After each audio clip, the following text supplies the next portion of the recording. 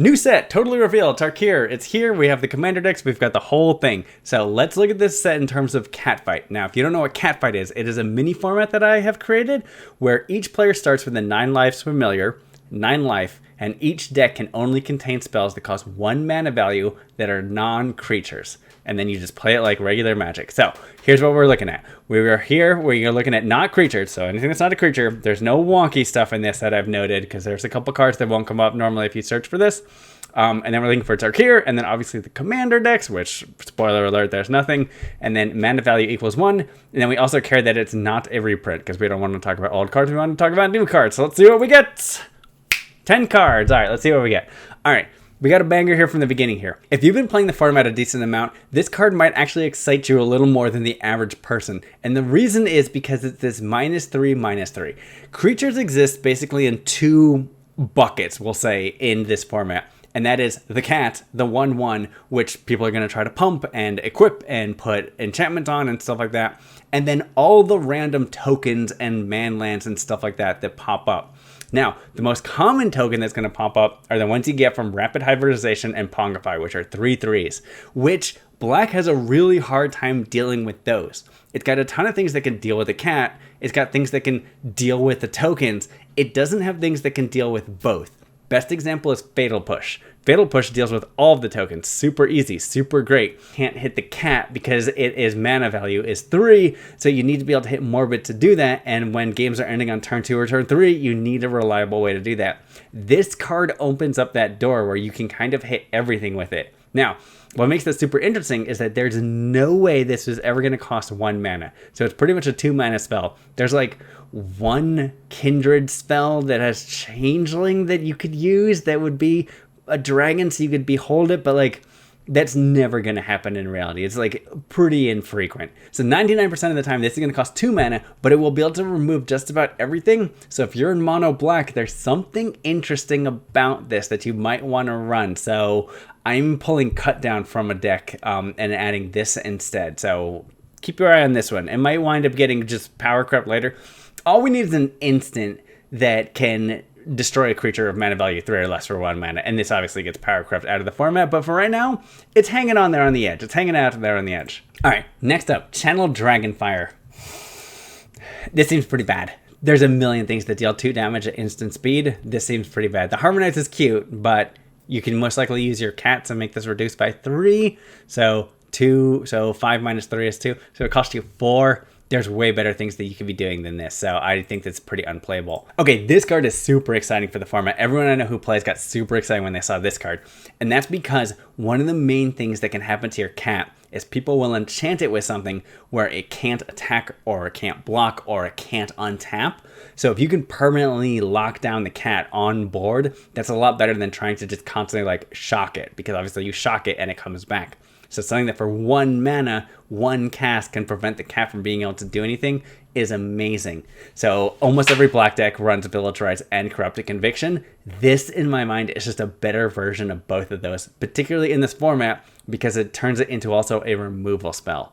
So if you need to, you can use this to remove your opponent's cat, or you can just use it like Village Rites or Corrupted Conviction. There's also some weird situations where this could be a pump spell. So if your cat has gotten bigger, or if you have like a 2/2 zombie, you can make this deal 1 extra damage. And remember, you only have 9 life, so 1 extra damage can mean quite a lot. This card, this one's exciting. Love this one. Now this card is super interesting.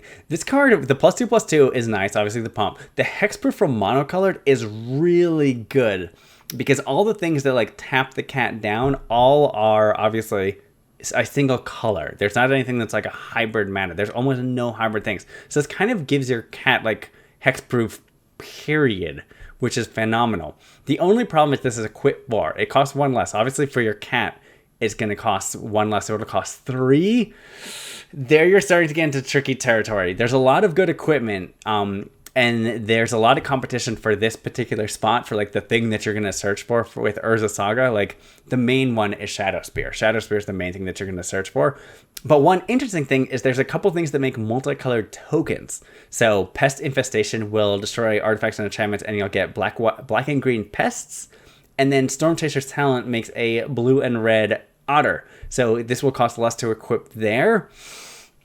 I'm curious to see. Honestly, I'm curious to see what the price is on this. If the price comes down, you might start to see this swapping in for Shadow Spear for some people, just in terms of like a budgetary decision.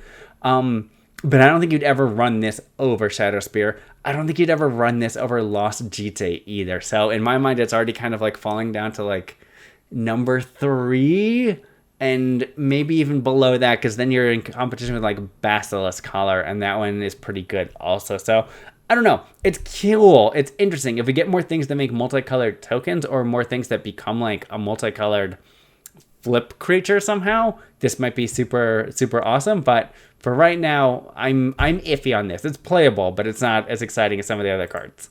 Here we go. Here's excitement right here. So everything that I was just saying about one of the main things you could do is enchant your opponent's cat so it can't tap. This is it. This is exactly what I'm talking about. There are multiple versions of this effect. White has it in a couple. Black has Paralyze. Blue, I think this now gives blue like 3 or 4 of these. Some of them are a little wonky where it's like you have to like kicker it to tap it, so it won't tap it. It just prevents it from untapping. I think that's Bubble Snare. There's one where you have to like pay life equal to its power. This one's just super clean. Obviously, it can be untapped, but 5 mana is a ton. Like as I'm saying, these games tend to go pretty quickly, especially if your opponent's cat is tapped down. So this is really good. So if you're playing blue, you're probably most likely playing this. This is a staple of the format right here. So congratulations, new one. Spectral Denial, there's better counter spells. Phantom Interference is better. Divert is better. Spell Pierce is better. Like, and it's hard to go 1 for 1. It's hard to go 1 for 1 with counter spells. So I think this is pretty mediocre. I don't super love it. Like, there might be a weird situation where you want this, but I can't imagine what that would be. Like, honestly, like, Force Spike is better than this. This is pretty weak also in the format. You know, it is just draw a card. The Harmonize is cute. It costs you 3 less, so you can flash it back for 3. So for 1 mana, you draw a card. For 4 mana, you draw a second. The sorcery is what kills this. If this was an instant, it might be playable because you can use the Harmonize to harmonize it back. I was gonna say flash it back to play it again at your opponent's end step when they kind of haven't done anything, and you can guarantee that your cat doesn't need to stand there and block. But as a sorcery, pretty mediocre. Wild Ride. This is interesting because this is kind of like Reckless Charge. So if you're in a super aggressive like mono red deck, you might run this. The +3/+0 is great. There's only so many cards that give +3 power. It's definitely under 10 cards. You have like Giant Growth, you have Infuriate, and you have Reckless Charge. But you'd be surprised at how few cards give +3. +2, +2, +2, +1, there's a ton. +3 power, not as many. So it's interesting because obviously you can use your cat to pay the Harmonize cost. So if you're like making Samurai tokens or Goblin tokens or some kind of like tokens, you can use the cat to then, especially if your cat is enchanted with something where it's like it can't attack or block, or like there's some things that give the cat Defender. So you're basically turning off your opponent's ability to attack with the cat. You can then tap it to give something else the +3.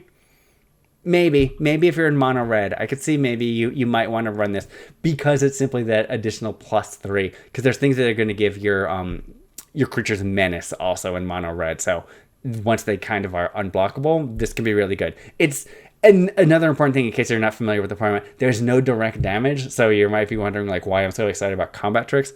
There's no direct damage. So you can't lightning bolt your opponent. So this is a weird way. If you have unblockable creature, a creature with menace is kind of a workaround to the fact that you can't lightning bolt your opponent because you can pump something to get 3 damage in. This one's interesting also. This is interesting simply because it's a different take on this. There's lots of things in blue that for 1 mana enchant the creature where if it deals combat damage, it draws a card, or it's unblockable, or when it's unblockable and it scries or something like that. This gives it a power toughness boost and flying, so it's evasion and a power toughness boost. You don't actually have that particular effect on anything else. That's what makes this card mechanically unique. So I could see it. Like, one of the interesting things about this format is blue is actually one of the most aggressive colors, like, which is a shock to people because you have things like Behind the Mask and Relic's Roar and Unstable Mutation and Pongify and Rapid Hybridization. So you have a lot of ways to get out really fast. So doing something like Pongifying your cat and then giving this to the ape token, so now you have a 4/4 flying ape token, that's kind of cool. And then the ability to return it to your hand is also pretty cool. So if your opponent tries to remove the token or the cat, you can put this back in your hand and then recast it. I don't know. I kind of really like this. You need a slightly more aggressive blue deck, like a blue-green tempo deck. I could see really wanting this, or a blue-red tempo deck. So I don't know. I'm a little higher on this one than I think I probably should be, but it is interesting. The flavor text has a typo in survival. QC, just completely out the window. Just completely out the window. Okay, so this card suffers from the same problem as another one where it's at sorcerer speed. I keep hoping we're going to get one of these at instant speed. It just hasn't happened. They just haven't printed it yet. But there's, I don't know, 10 versions of this now. There's at least 5, but I think there's probably closer to like 10. And honestly, this one's terrible because of the exile. So you can't exile your opponent's cat. It just simply, it does not work. That's one of the like rules of this particular format is you can't exile it, you can't bounce it, you can't tuck it, you can't remove it from a graveyard, you can't put it on top of a library. There's a million things that you like can't do to the cat to prevent you from trying to get around the fact that it wants to go to the graveyard and come back. So you cannot exile your opponent's cat. You can't exile your own cat either. So this doesn't really work the way you'd want it to. There's much better versions of this. So this card I think is pretty unplayable. In draft and like Tarkir, this card's gonna be great, but in Catfight, this is not gonna be good. All right, so Caustic Exile, interesting, maybe. Desperate Measures, 100%, absolutely amazing. Dragonfire Blade, maybe. We'll have to see. Like, I think this will get better over time. I 100% think this card will get better over time. Right now, I'm a little hit or miss. Ringing Strike Mastery, staple, auto-include. Every blue deck, auto-include. It's in there. And then Wild Ride was a maybe, and Wingspan Stride was kind of a little bit more than a maybe. So what does that give us? We got 1, 2, 3, 4, 5... 6? I mean, that's pretty good. 60%. Like, as I said, I'm probably a little bit higher on these than I should be, but 2 guaranteed includes into the format, probably a third, and that's great. Like, other sets are giving us much better things and much more interesting things, but as I always say, this format just gets better and better every single time a new set comes out because they keep pushing what you could do for 1 mana value, and these is just more good examples of it. So I'm excited to play with these cards, especially this one. This is the card I'm most excited about. I love black in the format. I think it's just a phenomenal color, and it synergizes so well with so many different things. So I am super excited for this card. But this is the best card. This is the like S tier card from this set, and this one is definitely a close second. So cool. I like it. I love it. And a quick update. I have made a couple of Precon decks. So if you want to get into this format, if any of this is sounding interesting or you have seen my other videos about this and you weren't totally sure where to jump in, I've made some Precon decks that I'm going to link below, the Mox build to them. And they are $30. $30 to completely buy the entire deck. They don't have sideboards, but it'll get you where you can have a deck that will work. There's a mono black one and a mono white one. I'm working on other ones, obviously sticking in mono colors where we're able to keep them to $30 because you don't have to worry about fetch lands, you don't have to worry about shock lands, you don't have to worry about anything like that. So you can kind of have a couple of utility lands, which the ones that are good in this format are not terribly expensive, with the exception of Urza Saga. But there's things like Mishra's Factory and Hall of Oracles and stuff like that, which are pretty great, and then none of them are terribly expensive. So I have a couple Precons in the links in the description. So if you want to get into the format, you can pick those up, and then you can play with some friends. And they're pretty good. They're like good to go. That you can just like sleeve them up and play. And it'll get you a good like idea of what this format's doing, and then obviously you make the changes that you want to do from there. So that's kind of a quick update on what's going on my side with this format. So that's it. That's all the cards from Tarkir that are Catfight legal. Nothing in the commander decks. Everything in there is pretty overcosted, so we didn't get anything for this particular format, but that's okay. We're going to get some other things in the future. I have the utmost of faith that we're going to get some good stuff from Final Fantasy. I have a feeling that there's going to be some pretty good stuff there, and there's so many different products. So that's going to be the next set. So I'm super excited for that. But we did get 2 staples, and you can't really complain about that, and that's fantastic. I'm loving this. This is my favorite way to play Magic the Gathering right now.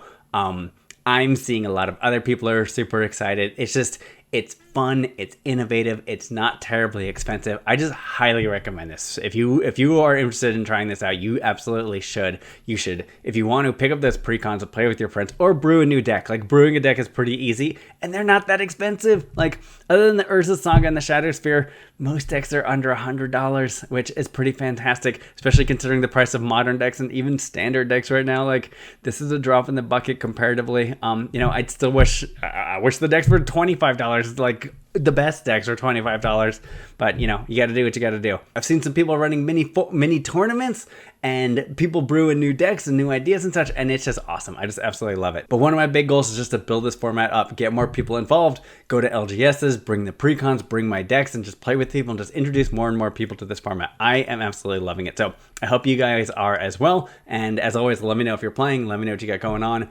Meet me on the Discord, meet me on Blue Sky, comment here. It doesn't super matter. There's a million ways to reach out to me, but I hope you're enjoying it because I'm loving it. And everyone have a good day. Bye.